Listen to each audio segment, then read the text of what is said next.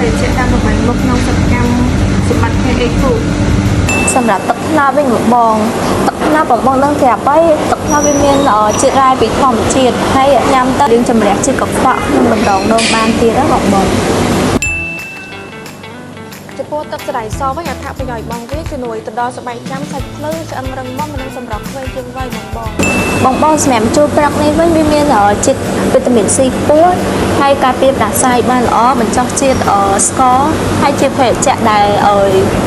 សម្រាប់ជាតិខ្លាញ់បានទៀតហ្នឹងបងល្អទឹកល្ពៅវិញអត្ថប្រយោជន៍បងវាធ្វើឲ្យភ្នែកភ្លឺច្បាស់គូក្បាលវែងឆ្លាតញ៉ាំទឹកល្ពៅរាល់ថ្ងៃជំនួយការចាំចាស់ ទឹកពោតនេះយើងញ៉ាំទៅផ្ដល់ថាមពលយើងពេញមួយថ្ងៃហើយធ្វើឲ្យពោះវៀនយើងដើរស្រួលហើយញ៉ាំទៅរាងស្អាតទៀតបាទអត្ថប្រយោជន៍សម្រាប់ទឹកស្ដាច់បៃតងមួយនេះជំនួយទៅដល់ការក្តៅខ្នងមកបើសិនជាមកណាក្តៅខ្នងមកញ៉ាំតែម្ដងនេះជួយបញ្ចុះជាតិកម្ដៅដោយសារជាតិពុលហើយនឹងធ្វើឲ្យស្លាក់ខ្លួនបងសម្រាប់ទឹកថ្ងាវយើងញ៉ាំទៅធ្វើឲ្យកម្លាំងមាំមួនហើយការពារការរំលោភក្រពើរសជាតិវាឈ្ងុយតិចហើយជំនួយដល់សាច់ដុំទៀតបងទឹ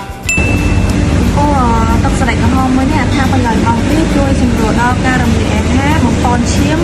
បញ្ចុះជាតិខ្លាញ់ហើយនឹងល្អខ្លាំងចំពោះបេះដូង ចាំបើសិនជាបងប្អូនចង់បានសុខភាពល្អកុំភ្លេចភេសជ្ជៈធម្មជាតិទាំង8មុខនេះណាជាពិសេសមិនដកត្រឹមតែ3ខវាតែបន្លំបង